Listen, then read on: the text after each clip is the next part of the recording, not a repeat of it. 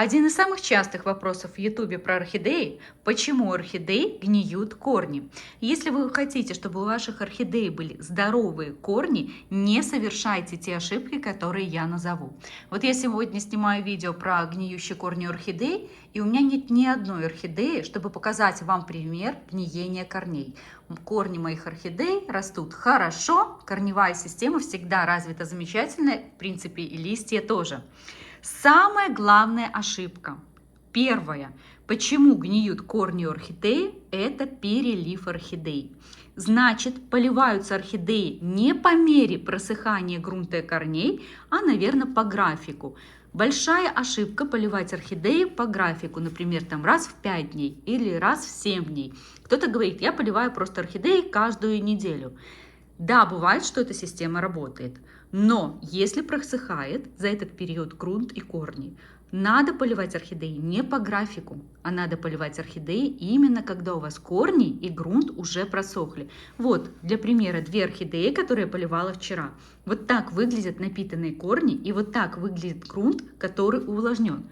Вот эта орхидея поливалась дней 6 назад, видите, корни уже просушены, они такого светлого становятся цвета, и грунт тоже уже выглядит достаточно просушенным. Эту орхидею можно поливать, эти, понятно, орхидеи поливать нельзя.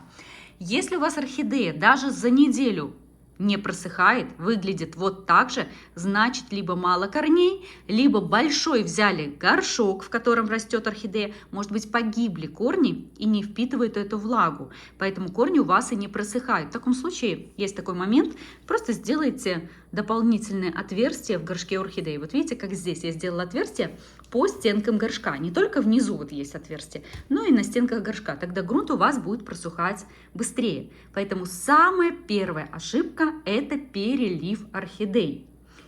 Следующая ошибка – это недостаток света. В каком плане? То есть, если орхидеи получают много света, обычный полив нам нужен чаще. Чем меньше света, тем реже мы поливаем орхидеи. Потому что именно корни работают, листья работают, все работает, когда орхидеи получают свет. Если света мало, корни не так активно работают, следовательно, потребляют меньше влаги, и поливать орхидеи в этом случае нужно меньше. Всегда ориентируйтесь на вот это правило. Сколько света, столько полива. Меньше света, значит, мы делаем реже полив у орхидей. Третья ошибка – это полив орхидей в темное время суток. Лучшее, что вы можете сделать при поливе своих орхидей, это осуществлять его в первой половине дня. И обязательно после этого ставить орхидеи в светлое, теплое место, но не на прямые солнечные лучи, иначе будут солнечные ожоги. Чтобы корни эти потянули влагу, которой вы их напитали, грунт также, чтобы начал просыхать. Если вы поливаете орхидеи вечером, то включайте после этого досветку и еще хотя бы часа 3 дайте орхидеям свет, чтобы корни работали и влага начала перерабатываться корнями. Очень большая ошибка. Вот у меня недавно только был такой комментарий. Полив орхидеи на ночь, когда ставят орхидеи в емкость с водой, оставляют на ночь, с утра сливают, переставляют.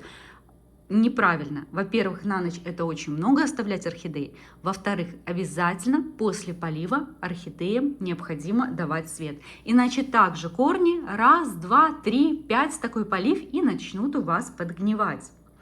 Также корни будут гнить, если вот сразу после полива вы их поставите в холодное место. Либо вообще холодное содержание, например, орхидей, а в дне какой-то мисочке, где стоит у вас орхидея, бывает содержится в таких мисочках, либо в вазонах, то есть корни орхидеи находятся в воде, какую-то часть, и при этом холодное помещение. Также корни, в конце концов, нижние, у вас начнут подгнивать. Не допускайте вот этот момент. Есть еще одна причина, она случается реже и в холодное время суток, это если орхидея перемерзла. Подморозили в момент транспортировки, либо на холодном подоконнике орхидея стояла, где-то окно открыли, зимой забыли закрыть. Бывает такое, что орхидеи получают обморожение. В частности, корни орхидеи после этого, они начинают гнить.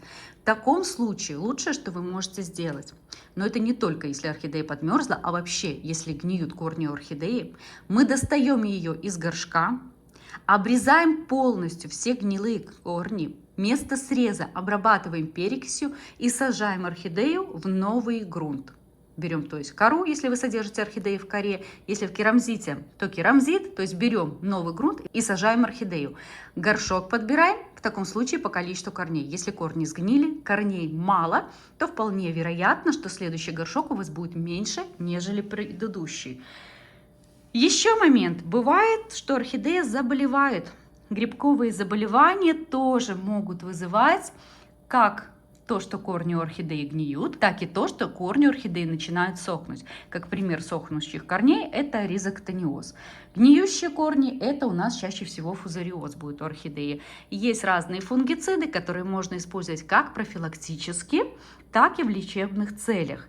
Если вы видите, что орхидеи подгнивают где-то еще только кончики корней, но гнили немного, то есть процесс можно остановить и пересадка орхидеи не нужна, в таком случае просто пролейте орхидею фунгицидом. Как вариант, берите препарат Привикур Энерджи, тот же Топаз можно использовать. То есть любой хороший, популярный фунгицид, который вот всегда рекомендуется в уходе за орхидеями, он хорошо в этих случаях работает.